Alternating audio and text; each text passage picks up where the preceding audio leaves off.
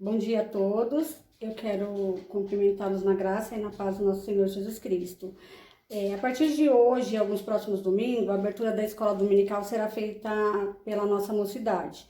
Durante essa quarentena, eles foram se desafiando e foram gravando devocionais.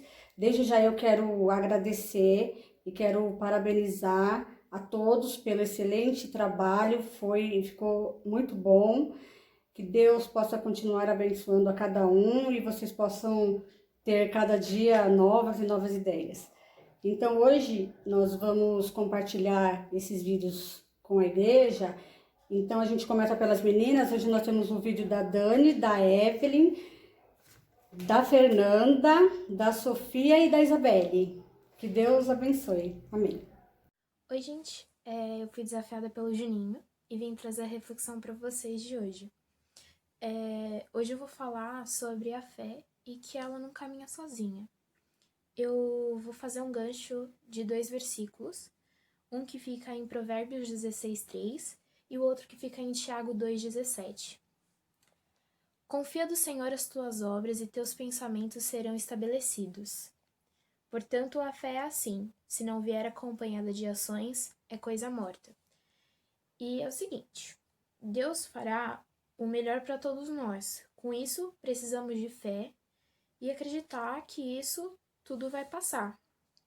Mas a gente precisa agir. E Deus está conosco sempre. E Ele faz sempre a parte dele. Mas nós não podemos esquecer de fazer a nossa parte também. E é isso, gente. Então, a fé ela não caminha sozinha. A fé e a ação, elas são juntas. E é isso. Eu espero que isso tudo acabe logo. E eu tenho que desafiar alguém agora. Eu vou desafiar a Carol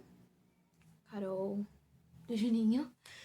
E é isso, gente. Um beijo. Até.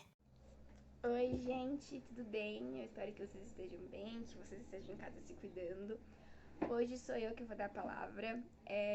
Minha tia me desafiou, então vamos lá. A palavra que eu peguei vem do versículo do Salmo 46, que diz assim: Deus é nosso refúgio e fortaleza, socorro e bem presente nas tribulações. Portanto, não temeremos, ainda que a terra se transtorne e os montes se abalem no seio dos mares. Ainda que as águas tumultuem e espumejem, e na fúria os montes se estremeçam.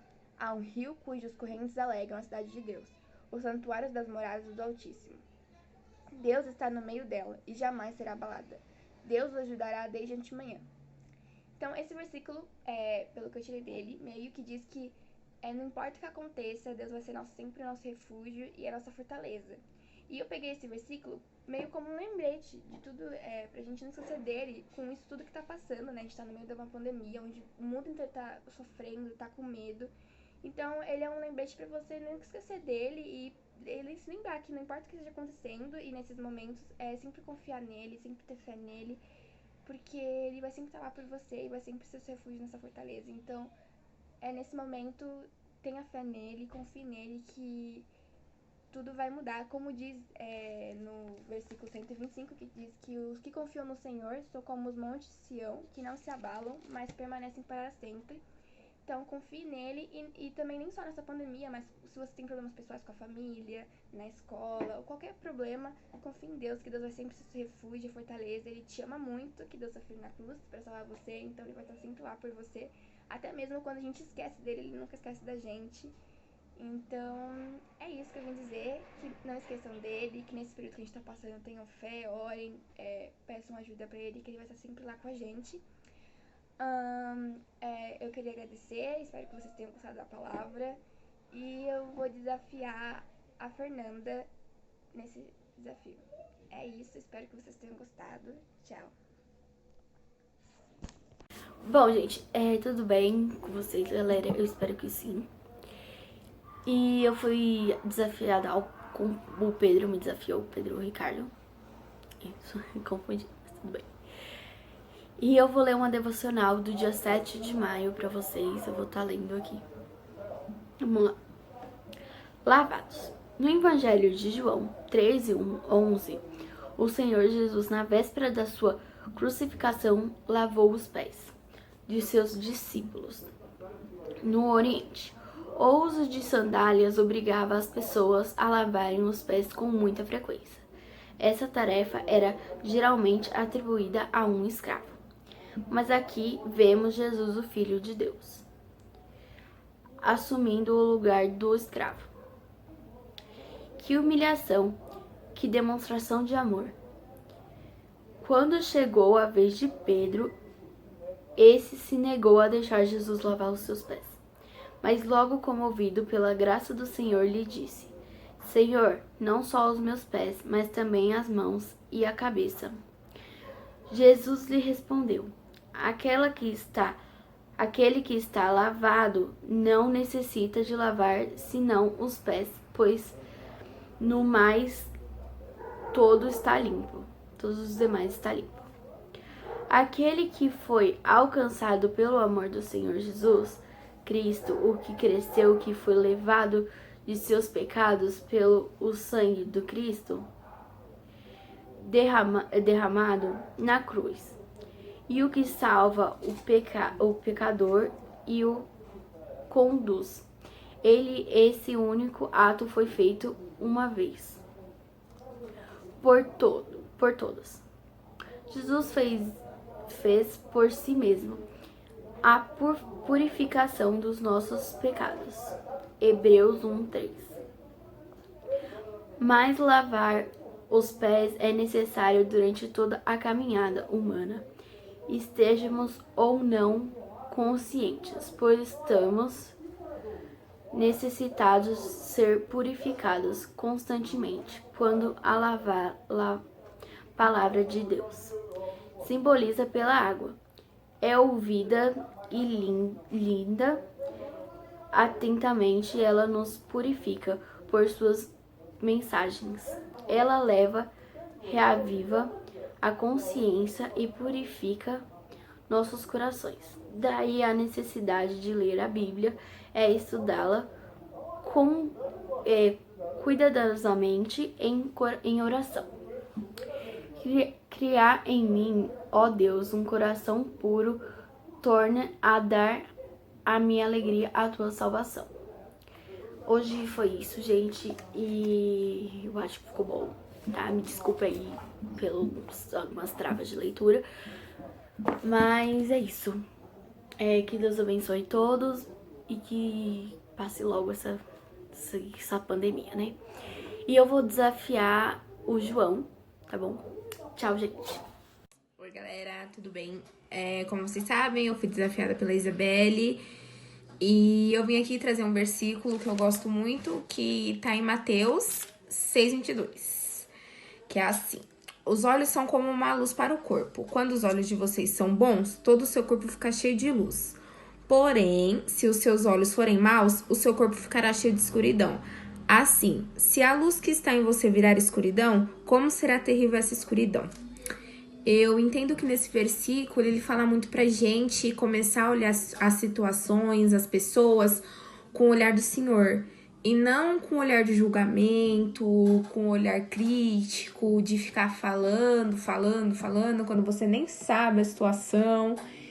Enfim, eu acho que ele fala muito sobre isso, sobre você, às vezes tem uma situação, às vezes a pessoa fez alguma coisa e você de vez entender, ou você de vez tentar conversar com a pessoa pra ajudar ela, você só critica, só fala mal. E com isso, se você ficar tendo olhar mal pra tudo que acontece, aí lascou tudo. Porque as coisas ruins, às vezes, espelham na gente, sabe? Agora, se a gente olhar as coisas com uma visão boa, as pessoas ao nosso redor podem se inspirar na gente, falar assim, nossa, legal essa atitude, legal isso. E não de vez só ficar criticando. Acho que é isso. Eu desafio Pedro e Ricardo. Tchau. Oi, gente, tudo bem com vocês? Eu fui desafiada pelo João a fazer esse vídeo também, então eu tô aqui pra fazer esse vídeo. Eu escolhi ler pra vocês aqui Lucas 12:22. A ansiosa solicitude pela vida.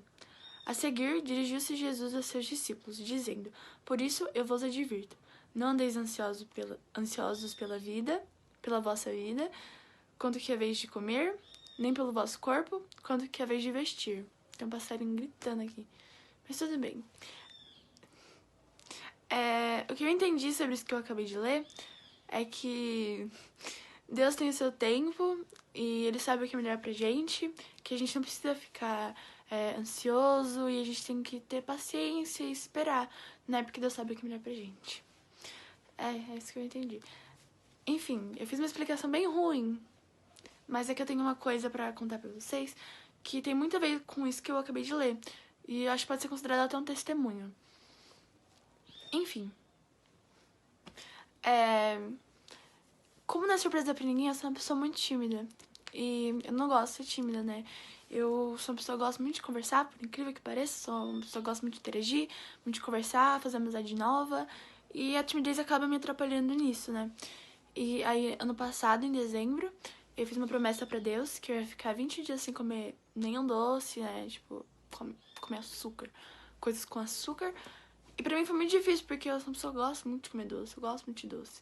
E, enfim, eu cumpri a promessa, eu fiquei 20 dias sem comer nenhum doce.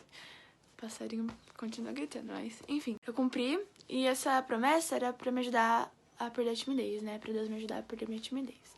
Passou uma semana, 2, 3, um mês, e eu não tinha percebido nenhuma diferença, tipo... Pra mim não tinha mudado nada, fiquei até decepcionada, fiquei, meu Deus, fiz uma promessa à toa, fiquei 20 dias sem comer doce à toa.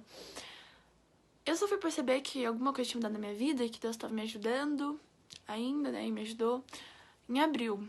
Eu fiz a promessa em dezembro. Enfim. A primeira coisa que aconteceu que me mostrou bastante que eu tava perdendo a minha timidez foi que eu mudei de escola, eu fui pra escola que uma prima minha estuda, uma outra prima minha, né, que não é que vocês conhecem, e... Enfim, eu não tava tão nervosa pra ir pra essa escola nova, porque tinha minha prima, né, então qualquer coisa eu ficava lá com a minha prima. Acabou que eu me surpreendi, gente. Eu fui lá 1, 2 semanas depois, eu tinha feito bastante amizade, eu fiquei em sala diferente da minha prima, eu fiz amizade na minha sala, nem quis mudar mais, eu fiz amizade com gente de outros anos, de outras salas. Assim, eu não fiz um montão de amizade, não sou uma pessoa, meu Deus, cheia de amizade naquela escola, mas eu sou, tipo, eu fiz muito mais amizade do que eu faria antes, sabe? Isso foi a primeira coisa que me mostrou que Deus tá me ajudando. Na época eu não percebi, eu só percebi em abril, né? Então foi, tipo, depois que eu percebi. Um mês depois de mudar de escola, Deus colocou outro outro desafio pra mim, né? Que foi o acampamento da igreja. Pra vocês, podem... Só foi acampamento de igreja. Você tá na igreja desde sempre, mas... Enfim. Eu fui pro acampamento sozinha. Eu fui, tipo, meio que de última hora. Acho que foi, tipo, uns 3 dias antes do acampamento acontecer. Eu resolvi ir, que surgiu uma vaga. E... eu fui, né, pro acampamento sem ninguém. Eu fui sem a minha avó, sem meu irmão, sem minha irmã, sem meu outro irmão também, sem meus primos, sem meus pais, eu fui sem ninguém, fui, tipo, sozinha real. Assim, com vocês, né, da igreja, mas eu digo na minha família. E no começo eu fiquei muito nervosa do acampamento, né, eu fiquei muito nervosa, mas eu aceitei o desafio, eu fui, né. Quando eu voltei pra casa, eu percebi que aquele acampamento foi a coisa que, tipo, mais me ajudou. Que eu fui de um jeito e voltei de outro. Quando eu fui no ônibus, eu parecia um robozinho, gente. Eu ficava quieta assim, ó, interagia só com quem tava do meu lado, né, com a Gi, e no meu celular. Aí, enfim, quando eu voltei, eu estava conversando com mais gente, e durante o acampamento também, eu conversei com pessoas que eu nunca tinha conversado depois que eu voltei pra igreja, né? Que eu voltei em agosto. Não tinha conversado nunca com essas pessoas. Por mais que eu não conversei com muita gente, né? Com todo mundo, eu conversei com mais gente do que eu costumava conversar. E pra mim isso também foi Deus mostrando que eu tava melhorando com a minha timidez, né? Eu fiz amizade nova lá no acampamento. E claro que tem várias outras coisas, né? Mas essas são as 2 principais que eu queria contar aqui no vídeo. E eu queria falar um pouco também, bem rapidinho aqui, que eu tive uma lição com isso. Que eu achava muito que, tipo, se eu pedir uma coisa pra Deus, sem você fazer nada ali, ó. Você dormia, você acordava já totalmente diferente. Deus realizou o que você pediu.